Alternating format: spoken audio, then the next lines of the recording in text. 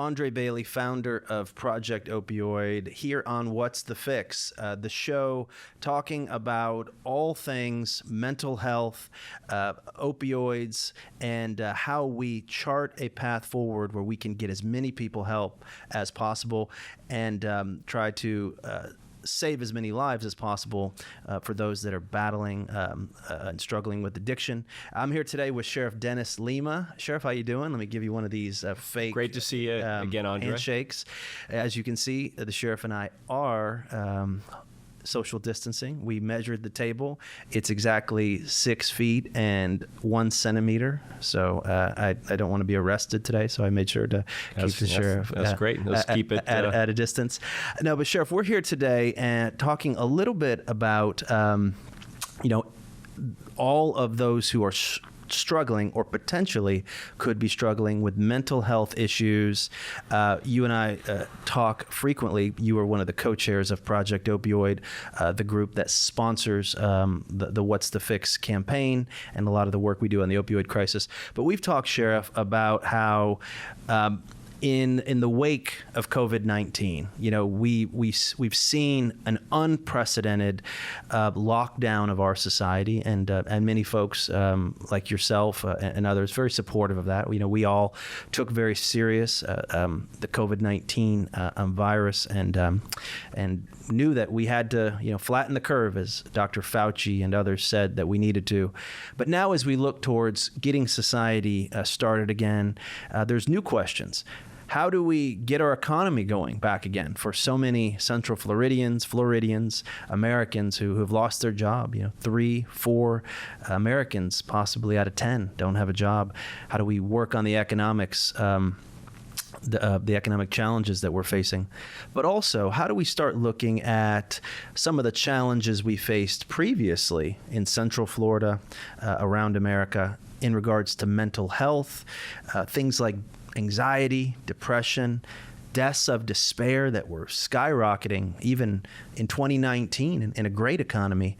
And Sheriff, how do we help thousands and thousands of Central Floridians who were struggling with opioids previously, who were overdosing, and who now move into a new post-pandemic society where the mental health aspects and challenges, the economic challenges might create an environment where, if we're not careful, there's a lot of people that we could see succumb to addiction, substance abuse, and maybe die. Well, first, let me thank you, Andre. I mean, you've really been a leader in this arena, and increasing awareness and kind of connecting the dots between mental illness, substance abuse, and I think that we've made some incredible progress over the past couple of years under the leadership here in the state of Florida. I've said this before. In my career, I've identified that crime and suicide and all of these things that plague our communities are typically symptoms of other problems. We have not yet seen the effects of this pandemic. Right now, you can look at things like Baker Acts. And I think that sometimes the data, and I know you're big on data-driven decisions, but sometimes the data is misleading. You have to understand what the data is saying. Like right now, you can see a reduction in juvenile Baker Acts. And some could conclude, some who are not familiar could conclude, well, that's a good thing. Reduction over what time period? Well, it's during the state of emergency. Gotcha. During the lockdown. During the lockdown means that these children are not coming in direct contact with school teachers. They're not coming in direct contact with law enforcement officers or those people who would initiate Baker Acts because they see the underlying conditions that are present that lead them down the path. So in many cases, they're home alone. Parents are either at work or losing their jobs. It's just creating this pressure cooker of problems that we're going to address over the next several months. And it's doing things like this is what absolutely has to happen. I agree, and I appreciate those kind words. And I just want to remind everyone out there, you can reach out right now if you need naloxone, otherwise known as Narcan. You can go to projectopioid.org or call the number at the bottom of the screen or in the comments on the social media. Sheriff, we have a partnership with Emergent Biosolutions. I was watching their CEO on Jim Cramer just a couple days ago, and boy, Narcan's saving a lot of lives. Naloxone's saving a lot of lives. And so we want to make that available. We have a partnership with the Department of Children and Families and in partnership with, obviously, all the support they're getting from the governor's office on this issue. So if someone calls the number in front of them right now on the screen, or they go to projectopioid.org, they can fill out a form, and we will ship them directly Narcan, naloxone right to their home. So, well, I'm so excited about this opportunity because without question, we know that access to this medicine saves lives. You look at, Seminole County alone. Last year, we had 81 people die of a opioid-related overdose. 81 people. 81 people. But now compare that to, because people might go, oh, 81 people. Compare that to car accidents, other types of deaths. I mean, it beat those. It's more than everything else combined. Wow. And there's never been a time in the history of our county that many people have died. It's been consistent over the last 3 years. Again, in 2019. In 2019. Wow. But I think that to put it in clearer perspective and really to advocate for the use of medicine in this, Seminole County law enforcement and EMS professionals administered naloxone more than 350 times. Or another way to say that, we have revived people from the doors of death more than 350 times. In 2019. In 2019. So let me get this straight, Sheriff. 81 people, which is a lot of people, died of an opioid overdose last year in Seminole County, just in Seminole County, not all of Central Florida. But you brought back 4, 5 times that many. Some of them, there's some crossover there. But with naloxone, where that death rate could have been 2, 3, 4 times higher. It would have been 350. Wow, it's unbelievable. So again, we got to make these drugs available to people now, and we got to start thinking to ourselves, in a post-lockdown, post-pandemic, post-economic, COVID economic state in Central Florida. Central Florida is going to be incredibly hard hit economically, probably even compared to other communities potentially. We're not here to say whose fault that is, but when you have a huge amount of your population unemployed, underemployed, who have struggled economically. I can remember, being younger, being probably 10, 11 years old, and there was some tough economic times. My dad had lost his job for a few months. It's the only time it ever happened in my lifetime that I can remember. And I can remember during that time period watching my dad have to ask my grandfather for money. I was like just a kid, and he didn't even probably know I was watching them in the kitchen. And I can remember it was one of the only times in my life I've seen my father cry. My father passed a few years ago. But that impacted me to see my father, who was this strong man, brought to his knees emotionally because of a job loss. And I start thinking now, how many people are going to be just impacted emotionally? And we might, again, not want to talk about this as a society, but that anxiety, depression, if they struggle with substances or are prone to, we're going to have to prepare to have medicines like naloxone and others ready for people, or we could see a lot of people at risk. Candidly, we have to talk about it. We were behind. This administration here in the state of Florida, the governor, the first lady, they are playing catch up. When it comes to opioid use disorder, Florida was one of the last states to implement the prescription pill monitoring system. We knew that we were the hub for the majority, actually 97% of the illegal opioids that were on the streets across our country. And we did a great job closing those pill mills down. But you look at mental health funding. Prior to 2 years ago, we were at the very bottom of the list when it came to mental health funding. We really pivoted. We started to devote what I feel is more resources, looking at our state and local budgets, connecting the dots between substance abuse, opioid use. All of these things kind of play in together. And the greatest responsibility that we have as a civilized society is to protect and preserve human life. That is above politics. It's above all of these other talking points. And up until just recently, there's been very little awareness on this. When it comes to Narcan, I mean, Narcan's been around for a long time, but yet there's still people out there that are just now learning of the capabilities of this drug. A lot of law enforcement weren't carrying Narcan. Weren't even carrying it. And first responders and others, over the past probably year to 2 years, there's been a real transfer from where most probably didn't carry to a lot carry now, or most carry now. It's so frustrating. I've heard very important people in our community refer to the opioid epidemic as natural selection. And take you back to your college philosophy class and all of that. It really starts with Maslow's hierarchy of needs. If you cannot provide for a safety and security around you or your family, that example that you gave about your dad, having that emotional connection about what the future holds, this is exactly what's going to happen now. If you cannot ensure that you're going to be safe in your home or put food on the table, you can see where people are going to turn, and that's what scares the heck out of me. Yeah, a lot of people probably wouldn't have thought Governor DeSantis would be as supportive of some of the issues that he is now kind of on record supporting, just because I think, again, everyone politically gets put in a box. But he's been a great supporter of the environment, affordable housing, mental health issues, and the opioid crisis. And so I think that gives me a lot of hope going forward. The challenge is, how do we now piece together a strategy and have the funding, local, state, federal budgets are going to be really hurt. This is, again, conversations that our community has to have, our state, our federal government's going to have.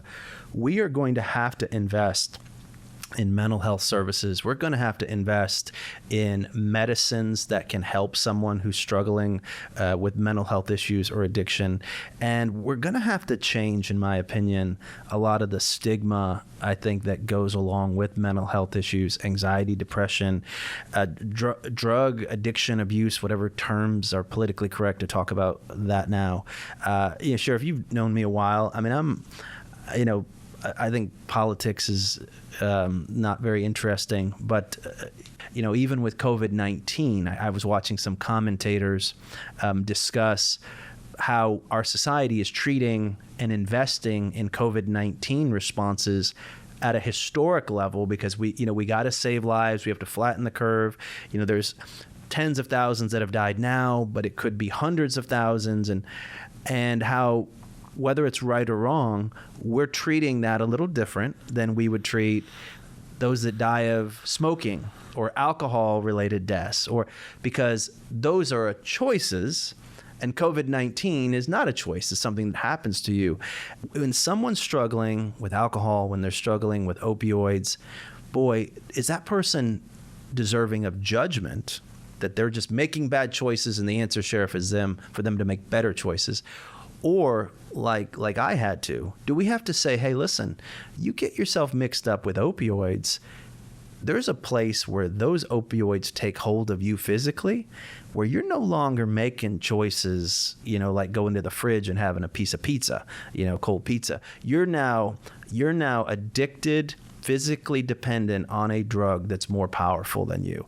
And as a society, do we have to take a second look at this and say, hey, listen, people who are struggling with mental health issues, behavioral health issues, we might need to give them grace and help instead of judgment, because if we don't shift the way we think, Sheriff, more and more people are probably going to die and not get help. Is there a big need to re-examine all of this from a philosophical standpoint? Yeah, I think so. I think that there's a point in time where the light bulb comes on in every one of us. And when I first got it involved with law enforcement, my strategy was, hey, simply abstain. Just don't do it. And if you're not going to do it, you're going to prevent yourself from going down that path. And what makes this a little bit different is that an overwhelming majority, 80% of these people, were legally prescribed by somebody that they trusted. So the dependency really started from legitimate pre-existing, not in all cases, but in many cases, legitimate pre-existing medical conditions that caused the hook in the first place. Yep. And I think that that's important to look at. But, when we talk about Narcan, I think that a lot of times people are confused that when somebody takes an opioid, whether it's organically grown or synthetic, it attaches to the mu receptors in the brain. And it tells the body, relax, relax, calm down, to the point where actually people stop breathing. Well, what Narcan does is attaches to those same mu receptors, reverses the effect, saying time out, don't relax, don't stop breathing. You have 30 minutes of life, and that's why you need to get treated. And that's why we're saving people, is because we're getting them access to Narcan, getting them to the hospital, stabilizing them, and then probably as important as any of that, creating a sustainability plan where there are services for them, but as important, their family members and loved ones who have been naive to this. Up until this point, other than us here locally in Central Florida under your effort with Project Opioid, the answer across the country was to get Narcan in the hands of people who are opioid dependent, which simply does not work as well as what it sounds. Because somebody who is opioid dependent is not walking around with a dose of Narcan in their pocket, and when they go out, cannot administer it to themselves. It's important to get this in the hands of loved ones and caregivers, and as widely spread as we possibly can. So you can go to our website, www.projectopioid.org. This is not just for someone who is struggling with opioids themselves. This is someone out there watching who has a family member who they know is possibly using opioids, using these drugs, and even wanting to get off these drugs, hasn't been able to do so successfully. This would be something that could save their lives potentially, and so we want to make sure that this is available. And by the way, when you say, Andre, how can you back up the fact that it is saving lives? Well, you've seen. Look at the numbers. You look at the numbers. The data doesn't lie. And I'll add here that the numbers of overdoses are actually increasing. The overdose deaths are decreasing, but in Seminole County alone, we've had a 33% increase in overdoses this year compared to last year. With that, we've had a 16% reduction in overdose deaths. So it shows that access to medicine, providing follow-up treatment, doing all of these things are absolutely working. And you've had folks in Seminole County, and you're running some programs in Seminole County where you're giving new medicines, what people call MAT or medically based treatments to folks with opioids, and their lives are being changed and they're responding. You've had people who you've told me wanted to stay in jail because in jail was the first time they had ever gotten clean and sober. They actually did stay in jail. They petitioned their judges to extend their sentences because they were getting clean in our programs on the inside. They petitioned the judge to not let them out of jail. Absolutely. Because their life was being transformed in jail through the program for several months. It's amazing. They've asked to extend for several months. What does that tell you, though? What does that tell you? It tells me two things. It tells me the services that we're providing on the inside are absolutely working, but it also tells me there's not enough resources on the outside to provide these services before people are incarcerated. I think it's really a glimpse of the lack of services that are available to people who are navigating this path. And as important as the services to that person who's addicted, I mentioned before that there's a light bulb that turns on in people's. For the longest time, I would look at these command pages that would go out and say another person is deceased, and I would think about that as an EMS or a medical concern and not necessarily a law enforcement concern. And then I saw him keep coming in, and I said, what, I've got to step in and bring our team together to do something different with this. And when I met with the families of these individuals who are overdosing, I realized that behind every person that's navigating their path to recovery, there's 5 or 6 people that are crying in their pillow at night, on the verge of losing a loved one and don't know where to turn. And I tell you, if that doesn't inspire you to want to do something more, I don't know what will. You're listening to What's the Fix? I'm the founder of Project Opioid, Andre Bailey, talking to Seminole County Sheriff Dennis Lemma. Again, if you're out there right now and you're someone in need of naloxone, some of you are learning about this for the first time, but if you're in need of it, you know what Narcan naloxone is. You can go to www.projectopioid.org right now. You can fill out a form and we'll get that shipped right to your home. Don't be afraid to reach out and get this medicine for you or for a loved one that you might think is in danger. Or honest to God, this is my prayer, that we can start preparing as leaders to address this mental health crisis that I think experts are now saying is coming, the economic crisis that's going to drive that. And I think leaders like you are going to be critical in continuing to drive this conversation. If we don't prepare, I think we will see the greatest amount of deaths in the history of the United States of America and in our community from deaths of despair, mental health issues, and the opioid crisis that was already driving down life expectancy before the great lockdown, the great pandemic of 2020. What's going to happen now, Sheriff? I think that here in the state of Florida, I think that you'll see a shifting from nice to have to need to have functions. I think that through this experience, government has realized that there's a lot of money tied up with brick and mortar locations where many individuals can work more remotely, ultimately saving money. And saving money means devoting those dollars to programs at work. Substance abuse and mental health was always on the forefront of this administration's kind of talking points. But I think it's getting everyone to play well together. Know that our success will come from those numbers of people overdosing and dying to continue to decrease. But we also have to focus on those collateral consequences, mental illness, substance abuse. And for those out there, again, learning about mental health issues, the opioid crisis, those, checking out our What's the Fix advocacy for the first time. When you have a leader like Sheriff Lemma, talk about MAT, if you've never heard about that, MAT is us having medicines that are FDA approved and have gone through clinical trials and have proven to save lives for those that are physically dependent to opioids. Like we were talking about earlier, Sheriff, boy, if you're physically dependent to an opioid, a lot of these folks started their dependency because of a prescription from their doctor. Others, younger folks, if you're under 40, under 35, 30 years old, you started your addiction most likely from a prescription opioid that was diverted to you from a medicine cabinet or from a friend.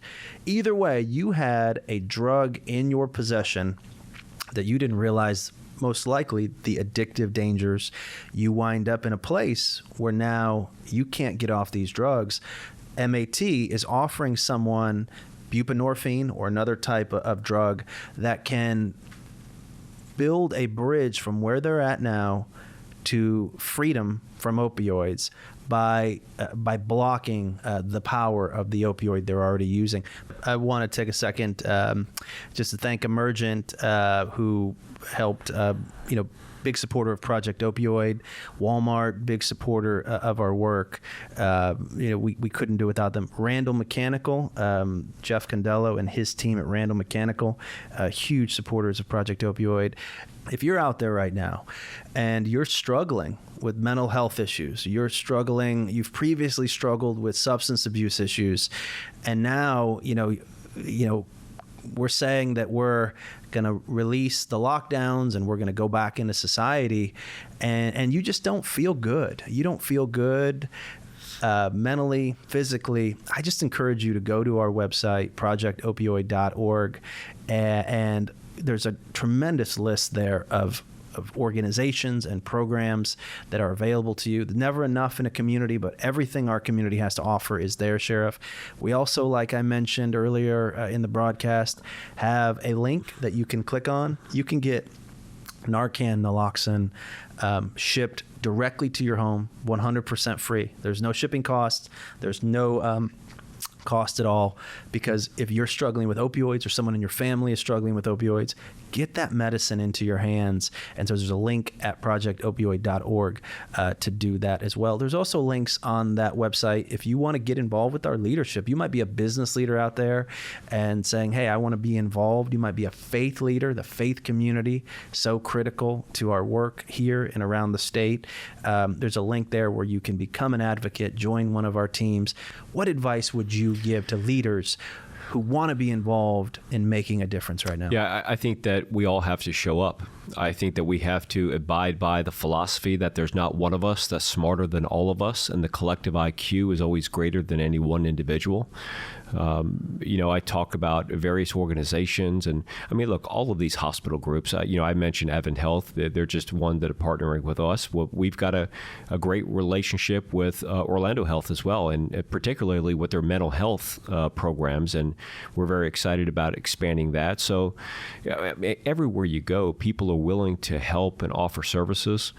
We plug websites and Project Opioid website and Dose of Reality, but if you're that individual that has now pawned off your computer and you no longer have your cell phone because you have an addiction, call the local police department or sheriff's office, because they're run by some incredible leaders that are extremely passionate about steering people in the right direction for service. I think that there's still this maybe fear out there that, well, if I contact the police department or sheriff's office, they're just going to come and conduct an investigation or take me to jail. But that's not the case. I mean, they are very in tune to this. They want to do whatever they can to help.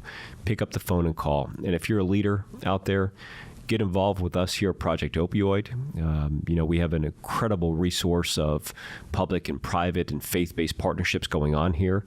But find a way that you can plug in, if not so much for us, for the people who you represent day in and day out. There's an expectation that is going to occur. The world's going to be different after this pandemic. Our society is going to be different. I think what that difference looks like depends on leaders and how they shape. This is an opportunity to shape our society and reshape maybe aspects of it that we have an opportunity to do better, to save more lives, to change futures. I think the opioid crisis, the mental health crisis, I think that's an area that leaders can absolutely do that.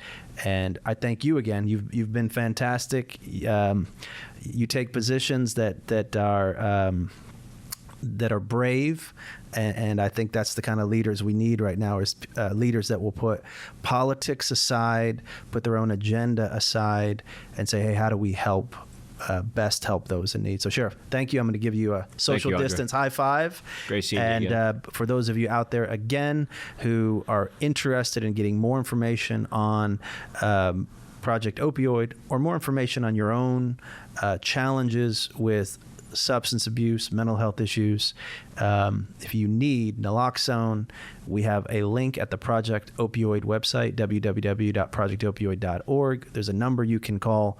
We want to get you naloxone, Narcan, and we want to continue working with leaders on this important issue.